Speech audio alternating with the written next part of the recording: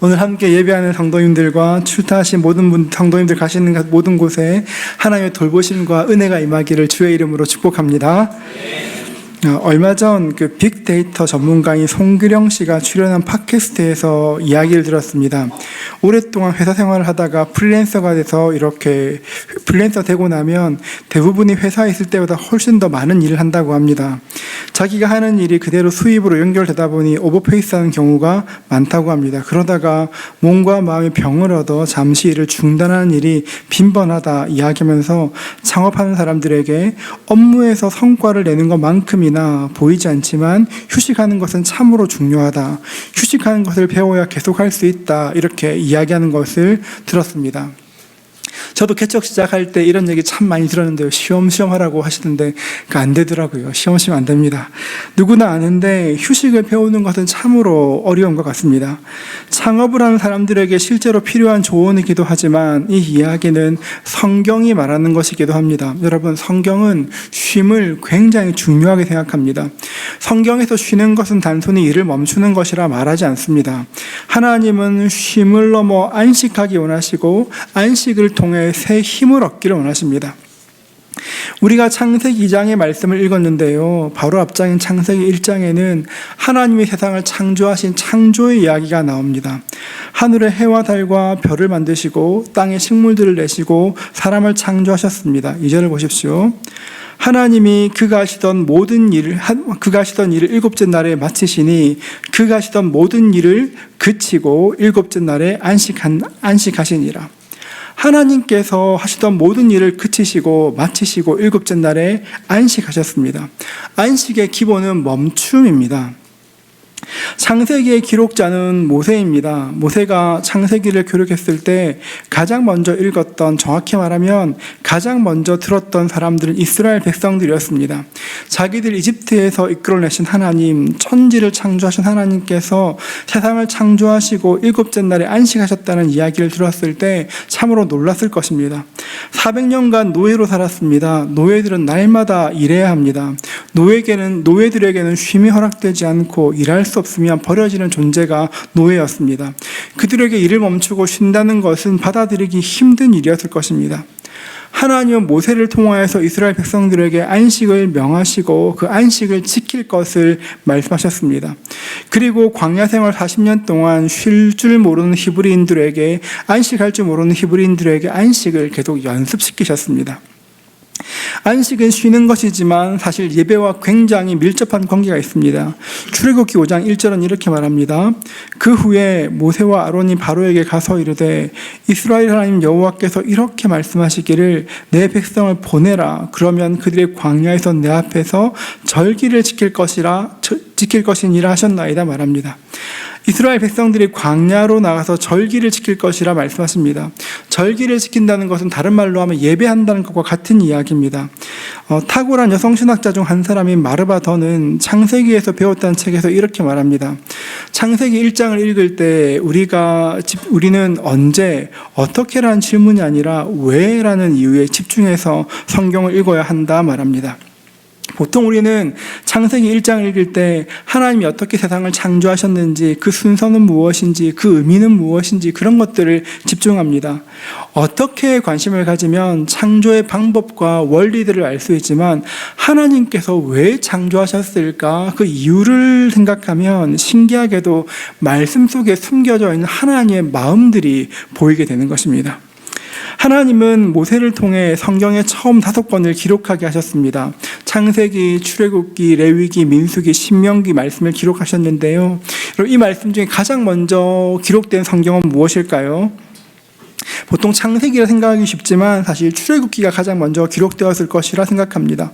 출애굽기는 이스라엘 백성들이 이집트에서 출애굽한 이야기를 다루지만 출애굽기에서 정작 강조되는 것은 출애굽기 20장 이후에 나오는 이야기들, 어떻게 하나님을 예배해야 하는지, 하나님의 백성들을 어떻게 살아야 되는지 하는 것들이 나옵니다.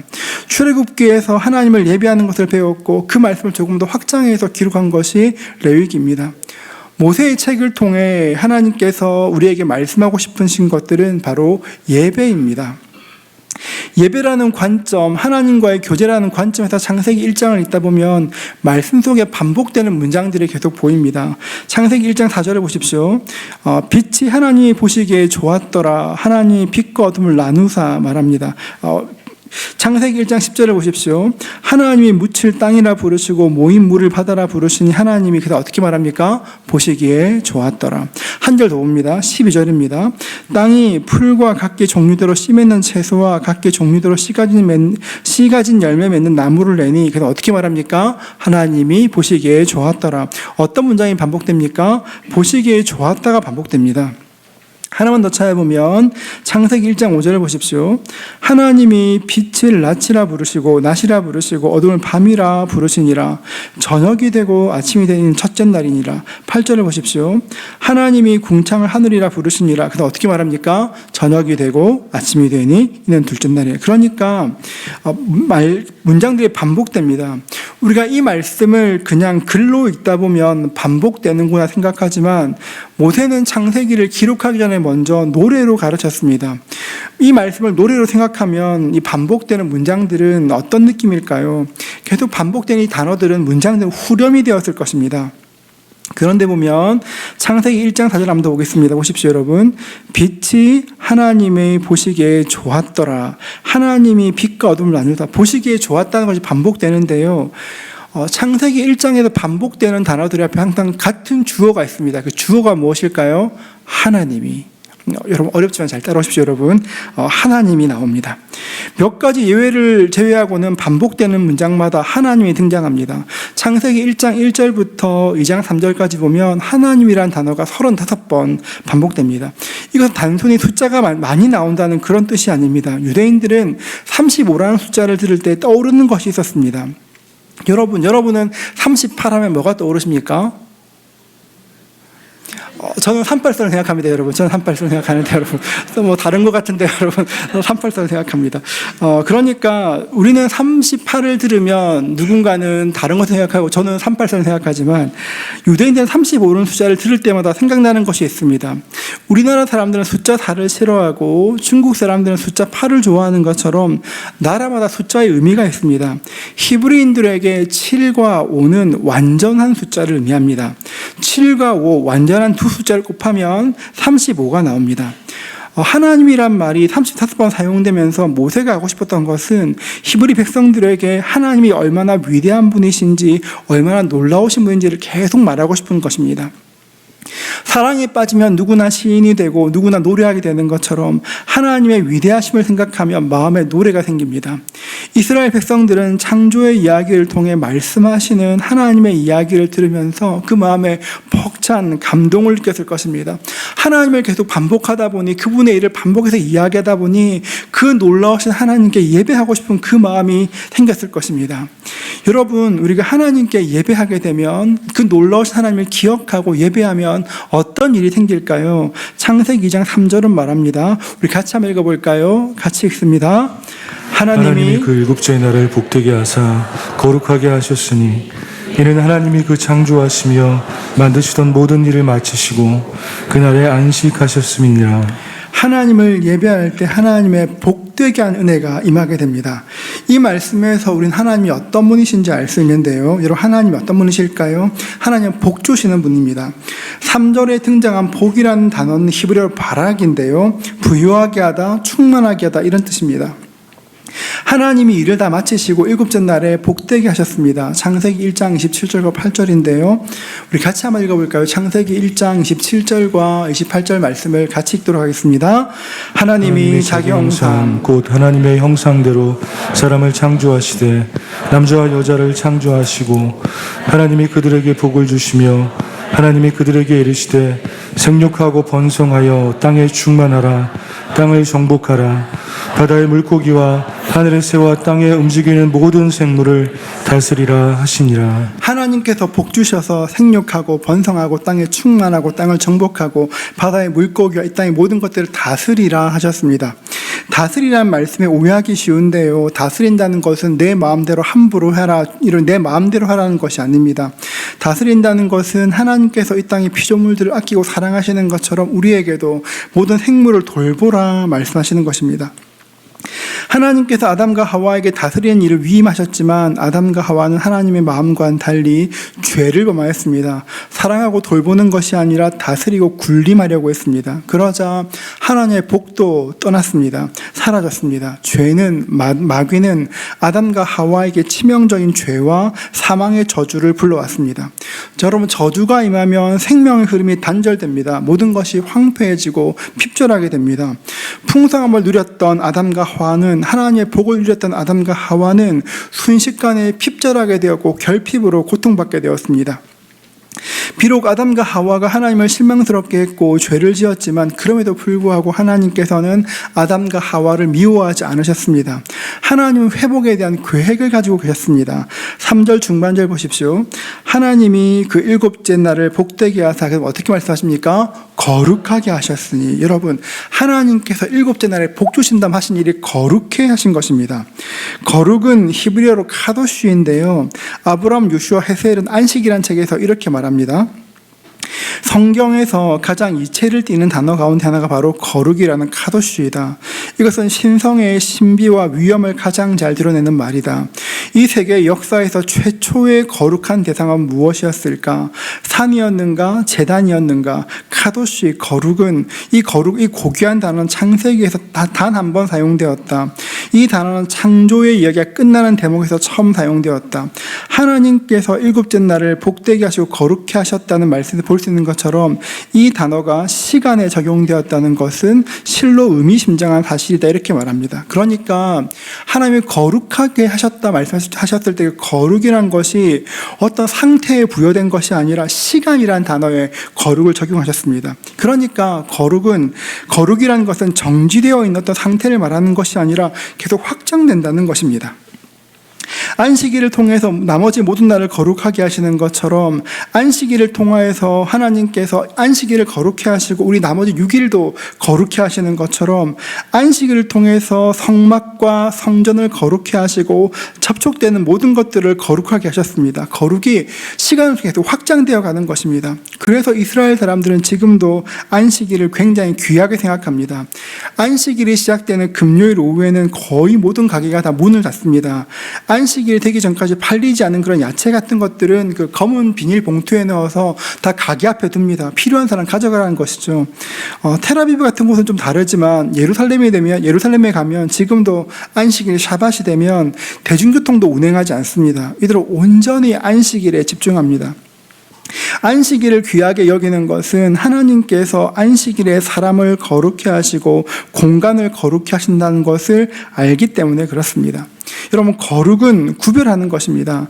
다른 날과 안식일을 구별하는 것입니다. 여러분, 무엇인지 구별할 때 가치가 생깁니다. 하나님은 안식일을 거룩하게 하시고 거룩하신 하나님께서 우리가 그날 예배하기를 원하십니다. 그리고 그 안식이 예배를 통해 우리의 삶에 흘러 들어오기를 원하십니다. 여러분, 그러니까 안식은 쉬는 것이 아닙니다. 하나님의 거룩하심이 우리에게 흘러 들어오는 것입니다. 계속 긴 개념들을 계속 말하고 있어 어려우실 수 있지만 지금까지 말씀을 한 문장으로 정리하면 이렇습니다. 안식은 단순히 쉬는 것이 아니라 예배를 통해 하나님의 거룩하심이 흘러 들어오는 것이다. 안식은 단순히 쉬는 것이 아니라 예배를 할 때 예배를 통해서 하나님의 거룩하심이 내 삶에 흘러 들어온다는 것입니다. 우리가 함께 읽은 창세기 2장의 말씀에서 말하는 안식은 정확히 말하면 사람의 안식이 아니라 하나님의 안식입니다. 사람은 연약하고 쉽게 피곤해하는 존재이기 때문에 누구나 다 쉼이 필요합니다. 그런데 하나님은, 능력에 한이 없으신 하나님은 피곤하지 않으십니다. 우리처럼 쉼이 필요하신 분이 아니십니다. 안식이 필요 없는 분이신데 안식하는 이유가 무엇일까요? 하나님은 그 안식일에 안식하시면서 창조의 일을 바라보시며 기뻐하셨습니다. 하나님이 만드신 탁월하신 작품, 영광스러운 것들을 보시며 기뻐하셨습니다. 일주일에 하루를 멈추는 것, 일상 속에서 멈추는 것은 하나님의 거룩하심이 우리의 삶에 들어오는 시작점이 됩니다. 지금 우리는 꽤 긴 휴일을 맞이하고 있습니다. 이 휴일에 우리가 해야 될 일도 잠시 멈추는 것입니다. 요즘 카톡이 업데이트되고 나서 자꾸 저에게 성도님 사진이 뜹니다. 그렇게 보고 싶은 건 아닌데 어디 계신지 다 알 수 있습니다. 어떤 분은 해외에 계시기도 하고 어떤 분은 가족들과 함께 좋은 시간 보내시는 것 같습니다. 여러분 긴 휴일을 보낼 때 안식이라는 관점에서 볼 때 우리가 가장 먼저 생각해야 될 것은 삶의 속도를 줄이는 것입니다. 속도를 줄이고 잠깐 생각들을 멈추는 것입니다. 여러분 인생에서 속도를 줄이고 나면 볼 수 없는 것들이 하나 둘 보이기 시작합니다. 스위스는 전체 나라의 국토가 59%가 산으로 되어 있지만 전 세계에서 기차가 가장 발달한 곳입니다. 우리나라처럼 고속열차도 많지만 천천히 운행하는 기차도 많습니다. 여러분 스위스가 얼마나 아름다운지 빠르게 달리는 기차에서 밖을 보아도 정말 멋집니다. 그런데 그 빙하특급 같은, 검색해 보니까 그 기차가 평균 34km로 달린다고 하는데요. 여러분 그 기차에서 창밖을 보고 있으면 아름다운 게 아니라 밖이 비현실적으로 보입니다. 풍경들이 CG처럼 보입니다. 뭘 찍어도 배경화면 쓸 수 있습니다. 100km로 달리는 것과 10km로 달릴 때 보이는 것이 완전히 달라집니다. 사람과의 관계도 마찬가지입니다. 평상시에 너무 바빠서 서로를 돌볼 수 없었지만, 서로를 바라볼 수 없었지만 속도를 줄이면, 잠시 멈추면 다른 것들이 보이기 시작합니다. 요즘 교회에서 가정예배 캠페인을 하고 있습니다. 가정예배를 드리면서 자녀들의 마음을 알게 되었다는 분, 가정예배를 드릴 때 적극적으로 참여한 아이들 보면서 자신의 생각보다 아이들의 믿음이 훨씬 좋다는 거 알게 되었다는 분들, 다양한 이야기가 있습니다. 중요한 것은 여러분, 평상시에 모두가 바쁜 삶을 살다가 예배를 위해 멈추니까 예전에 모르는 그 모습들이 보이더라는 것입니다. 멈추니까 다른 것들을 보게 되었습니다. 대충 보는 것과 자세히 보는 것에는 큰 차이가 있습니다. 자세히 보는 것과 오래 보는 것에는 더 큰 차이가 있습니다. 여러분 자세히 보고 오래 보는 것은 관심을 기울이는 것을 의미합니다. 여러분 그럴 때 놀라운 것들을 발견하게 됩니다. 가정예배를 드리기 전에 어느 분이 말씀하셨습니다. 목사님, 과연 제가 그 아이들과 진지한 나눔을 할 수 있을까요? 제가 안 진지해도 됩니다. 이렇게 얘기했었습니다. 그런데 뜻밖의 너무 진지한 나눔하고 있다 말씀하셨습니다. 아이가 너무 어린데 잘할 수 있을까? 어떤 분은 믿지 않는 배우자와 함께 예배할 수 있을까? 고민했던 가정들도 있었습니다. 그런데 가정예배를 드리다 보니 아이들이 자기 나름대로 믿음을 가지고 있다는 것을 알게 되었습니다. 생각보다 훨씬 치열하게 살고 있는 자녀들 때문에, 배우자 때문에 마음이 아프다, 그런 얘기도 들었습니다. 어떤 형제님은 아내가 자기를 위해서 기도해 줄 때 벅찬 감격에 눈물을 참는 것이 어려웠노라 이야기하기도 하셨습니다. 잠시 멈추고 서로를 바라볼 때, 오래 바라볼 때 더 많은 것들이 보이게 됩니다. 우리의 속도를 줄이는 것, 잠시 멈추는 것을 생각하다 보니 나태주 시인의 풀꽃이라는 시가 생각났습니다. 많은 분들 사랑하시는 시인데요. 한번 들어보십시오. 이렇게 말합니다. 자세히 보아야 예쁘다. 오래 보아야 사랑스럽다. 너도 그렇다. 여러분 근사하지 않습니까? 여러분 저는 이번 명절 동안 바쁜 걸음을 잠깐 멈추고 서로를 바라볼 수 있는 은혜가 있으면 좋겠습니다. 바쁜 그 걸음을 멈추고 서로를 좀 오래 볼 수 있는 은혜가 있기를 축복합니다. 좀 서로에게 관심을 가지고 바라보십시오. 우리의 배우자를, 우리의 자녀들을 좀 더 품을 넓혀 우리의 다른 가족들을, 다락방의 순원들을 조금 더 자세히 볼 수 있고 오래 볼 수 있으면 좋겠습니다. 잠깐 멈춰서 우리 주변에 있는 사람들을 바라보면, 가만히 보고 있으면 얼마나 귀한지, 얼마나 사랑스러운지 발견할 수 있습니다. 늘 곁에 있는 사람이지만 다시 볼 때 그 귀함과 아름다움들을 발견하게 되는 것입니다. 창조를 완성하신 하나님께서 피곤하지도 힘들지도 않는 그 하나님께서 잠깐 멈추셨습니다. 그리고 창조하신 것이 얼마나 아름다운지 그 아름다움들을 바라보셨습니다. 하나님께서는 지으신 아름다움을 보셨을 뿐 아니라 그 아름다움을 듣기도 하셨습니다. 하나님께서 모든 피조물을 창조하실 때 모든 피조물이 하나님의 영광을 드러내도록 만드셨습니다. 하나님을 찬양하도록 지으신 것이죠. 예전에 이야기한 적이 있지만 저는 대학생 때 성령님을 처음으로 경험하였습니다. 거룩한 하나님께서 제가 있는 공간 전체에 압도하시는 것을 경험하였습니다. 그 거룩함과 하나님의 임재 앞에 마치 저의 존재가 없어지는 것만 같았습니다. 성령님의 임재를 경험하고 예배당 밖을 나왔을 때 그 느낌이 지금도 생생합니다. 저는 그날 밤에 그 바람의 느낌과 냄새까지 생생합니다. 예배당 밖을 나왔을 때 모든 별들이 할렐루야 하나님을 찬양하는 것만 같았고, 나무들이 바람에 흔들리는 것이 춤추는 것만 같았습니다. 여러분 멈추면, 하나님 앞에서 멈추면 하나님께서는 우리가 그동안 듣지 듣지 못했던 것들을 듣게 하십니다. 자연 속에서 하나님의 아름다움을 들을 수 있습니다. 서서히 변해가는 나뭇잎들에서 그 소리를 들을 수가 있고, 서늘해진 바람에서 하나님의 소리를 들을 수가 있습니다. 그런 마음으로 하나님을 만나다 보면 우리에게 어느새 사람들에게 있는 마음의 소리가 들립니다. 우리가 만나던 사람들에게 어떤 마음의 소리가 있는지 그 소리를 들을 수가 있습니다. 저는 우리가 서로의 마음에 귀를 기울일 때 서로를 위한 기쁨의 소리, 사랑의 소리, 인정의 소리, 격려의 소리들이 계속 들리는 은혜가 있기를 축복합니다. 내가 당신을 지지해. 당신 때문에 힘이 나. 늘 기억해줘서 고마워. 여러분, 이런 이야기들 우리가 가만히 귀를 기울이면 마음에 그런 이야기들이 막 들리면 좋겠습니다. 그런데 때로는 사람들이 모이다 보니까 사람들의 마음에서 들려오는 소리 때문에 마음이 상할 때도 있습니다. 인정받지 못하고 비교당하고 그동안 정말 수고했는데 무시당할 때도 있습니다. 자꾸 귀를 기울이면 그 사람이 나를 축복하고 칭찬하는 것이 아니라 자꾸 날 거절하는 소리가, 부정적인 이야기가 들려올 때가 있습니다. 여러분, 그러면 굉장히 속상하죠. 어떻게 해야 될까요? 여러분, 그럴 때는 우리가 사람들의 소리에 반응하는 것이 아니라 하나님의 소리에 반응할 수 있어야 합니다. 내 마음에 들려오는 소리, 나를 상하게 하는 그 소리에 아파하는 것이 아니라 우리의 존재에게 말씀하시는 하나님의 소리를 들어야 합니다. 창세기 2장 3절을 보십시오. 이렇게 말합니다. 우리 같이 한번 읽어볼까요? 같이 읽습니다. 하나님이 그 일곱째 날을 복되게 하사 거룩하게 하셨으니 이는 하나님이 그 창조하시며 만드시던 모든 일을 마치시고 그날에 안식하셨음이니라. 우리말 성경에 보면 하나님이 이렇게 되어 있지만 히브리어 성경에는 하나님 엘로힘이라 이렇게 기록하고 있습니다.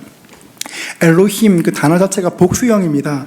하나님은 단수로 존재하는 것이 아니라 성부, 성자, 성령께서 함께 하시기에 자신의 엘로힘이라고 복수로 부르십니다. 하나님은 공동체로 존재하십니다. 성부, 성자, 성령의 조화로운 연합 속에 우리가 주님께 귀를 기울이고 하나님을 바라볼 때 하나님이 그 조화로운 관계 속 우리를 초청해 주십니다. 어거스틴이 이렇게 말합니다. 하나님은 동시에 사랑을 주시는 분이자 사랑받으시는 분이며 사랑 그 자체이시다.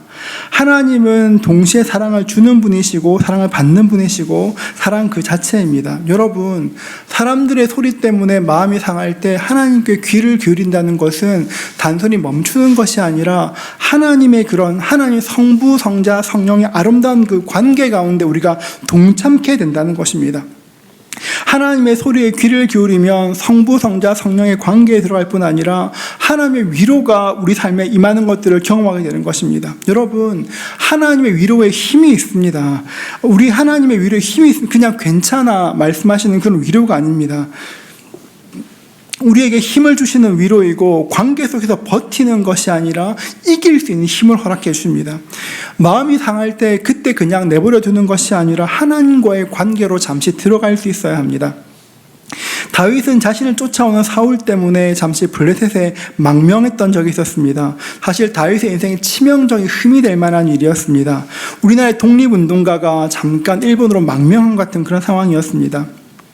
설상가상으로 블레셋은 사울의 군대와 싸우게 되었습니다.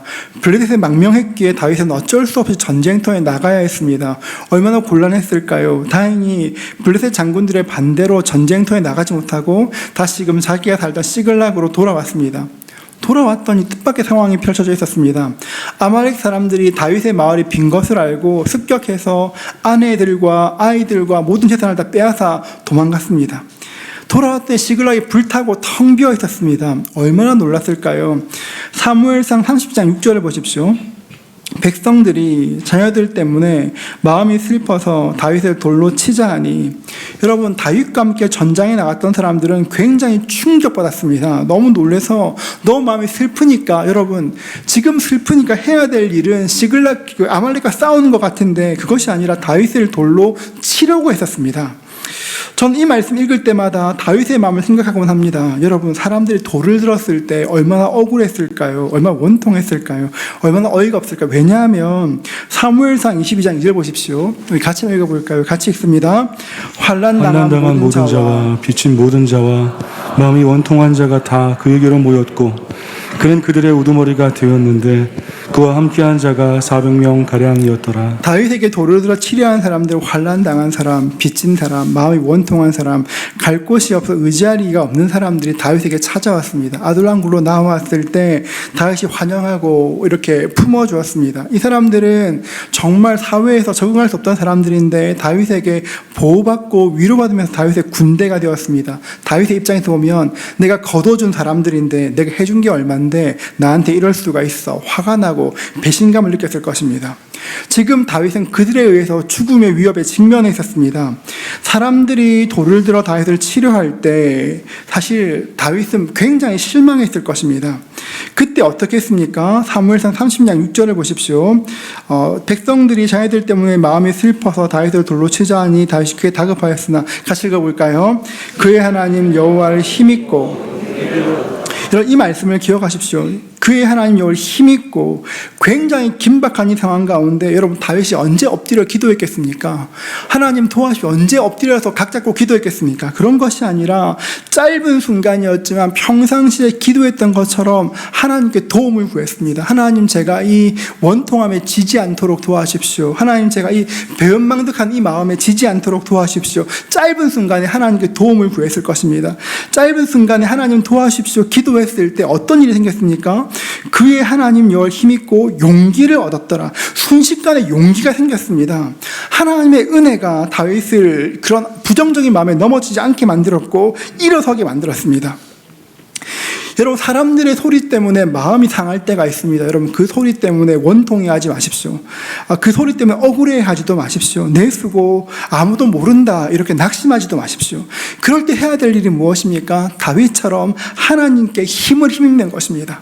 하나님께 힘을 얻는 것입니다. 하나님과의 관계 속으로 들어가면 무한한 은혜의 근원이신 하나님께서 우리에게 힘을 주시고 은혜를 허락해 주십니다. 하나님의 은혜라는 것이 그냥 우리 마음을 그래 너 괜찮다 그런 것이 아닙니다. 여러분, 하나님의 실제적인 힘을 주십니다. 하나님께서 우리에게 원하시는 것이 무엇일까요? 그런 부정적인 말이 들려올 때 낙심하는 것이 아니라 하나님께서 우리에게 원하시는 것은 선으로 악을 이기는 것입니다. 지금 정말 속상합니다. 억울합니다. 내가 무엇인가 항변하고 싶습니다. 그때 여호와 하나님을 힘입으면 선으로 악을 이겨내는 것입니다. 그것이 성령님이 주신 힘이고 능력인 것입니다. 중요한 것은 하나님께 멈추어 서는 것입니다. 잠깐 멈추는 것입니다. 여러분, 긴 연휴를 지내고 가족과 오래 지내다 보면 기쁨의 말보다 약간 서운한 말 들릴 때도 있습니다.